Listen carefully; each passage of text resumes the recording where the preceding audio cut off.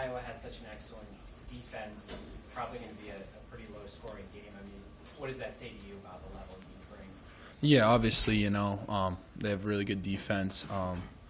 We're going to do our best on defense to, maybe get a score, put our offense in the best position possible, to score. So I think we've kind of prided ourselves on that, especially this week, knowing that their defense is really good, doing everything we can on our defense, to put our offense in position. So. Is there anything in particular you most appreciate about the job your interim head coach has done? Yeah, I think Coach Joseph's done a really good job of building relationships with the players. From a personal perspective, he's really built a relationship with me. He's talking to me about games, what he liked me, what I did good, what I did bad, what I need to improve on, stuff like that. I think his leadership's been really good. He's got the team to really go behind him. Everyone's playing for him. You know what I mean? So I think he's done a really good job at that. Has this season encouraged you to think you want to do this again?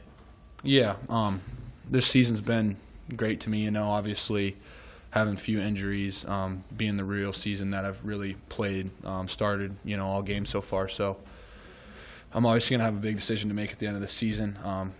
Some of it will be dependent on who's here, coaches and stuff like that. So I'll evaluate that after the season, but really focus on Iowa right now. Has Coach Dawson given you feedback on, assuming he has, on how you played this year and what's he said and what's been your own self-assessment? Yeah, I think me and Dawson have a really good relationship. He'll tell you how it is. And I think, as the seasons went on, I think my play has progressed as he does too. Obviously, not really starting any games before this season, kind of getting thrown in there, So I think as the seasons went on, I've definitely progressed in my play. So obviously it'll be a big decision to make at the end of the season, and so I'm looking forward to that. Colton, Iowa's offense, they do a lot of zone blocking. As a defensive lineman, interior guy, what's the trick against an offensive line? Yeah, exactly. So, the last few weeks we've seen some gap scheme, truck last week, power stuff like that, counter. This week's going to be a lot more, zone scheme like you're saying. So,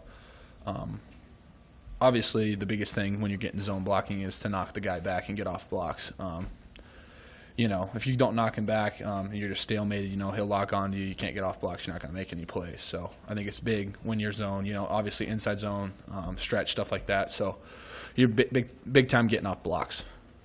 Colton, what do you think of the idea of playing spoiler on Friday against them? What's that again? What do you think of the idea of being a spoiler? Oh, yeah. Obviously, they're playing for the Big Ten to get into the Big Ten championship. So I think, obviously, me being from Nebraska, me being here for 5 years and not beating them, that's a pretty big thing for me. So I'm looking forward to Friday, and I'm going to play as hard as I can. So. Well, how do you describe this Nebraska-Iowa? Some people call it a rivalry. I don't know what players would say about it. Yeah, I think it's a huge game, obviously, playing it on Friday, how many games are on Friday, what are there, 5 games or whatever, how many people in the world are watching, you know what I mean? So there's obviously going to be a lot of people watching this game, so what we put on tape is what's going to define us, maybe things haven't went our way this season, but this game can mean a lot to us, if we can throw their season off, that's huge to us, especially with this rivalry. We're playing for a trophy, so.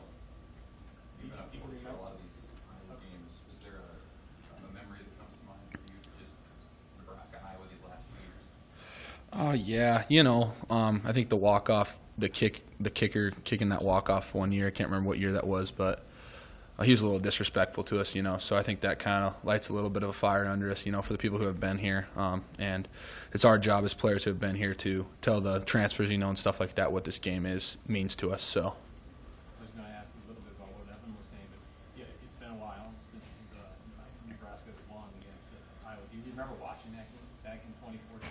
I do not remember that, no. But yeah, that's a little bit too long for us, so hopefully this week and we can get that done. What emotion would you use to describe how you feel about what comes after that Iowa game? You guys are going to play the game, and I know the focus is there, but you guys are going to have a different head coach, whether it's Mickey or somebody else. Like, what's the emotion that you have about what comes after? Yeah, obviously there's going to be a lot of decisions made for each person. Every person's going to have to make a decision on what to do. and that's just kind of part of this business. This is a business very oriented by wins. You know, if you're winning, everything's perfect. When you're losing, everything's not. So each person will have their own, you know, talk with their family, talk with the new coach, you know, stuff like that. Personally, I'll look forward to that to make my decision. But yeah, like you said, Iowa's what's at stake. And we'll have time after the season, you know, to digest all that stuff and get ready to go. How often are you asked who do you think the new coach is going to be?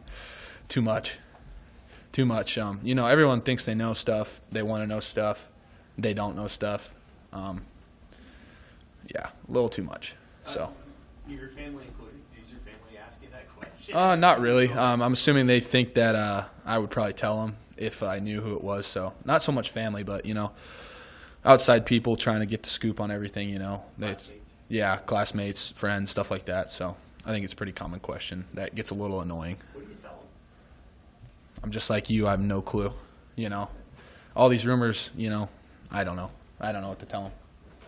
Just tell them I don't know. Anything else for Colton?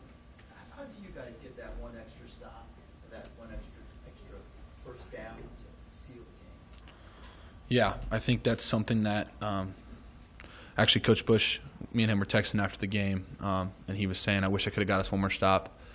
And I think these coaches may take too much blame on themselves, you know. Obviously, we're the ones out on the field, you know. We're the ones that can make that one more stop, you know. So you never know when that play is going to be, when you need that stop. It could have been earlier in the game. Could have been later in the game on that drive, you know what I mean? So you just got to go out there and play hard every play and just try to hold them to as least amount of points as possible to ensure that, you know, we don't let them get that one more touchdown or that one more field goal. So. Has that been driving you crazy? Yeah, I mean, I've been here for 5 years, and, you know, there's been a lot of close games in my time here. And that's something we haven't done a very good job of when I've been here is closing games, getting that one extra first down, like you said, or that touchdown or that stop. So I think that's something that we need to figure out, you know, from a team perspective, player perspective, coach perspective, all that. So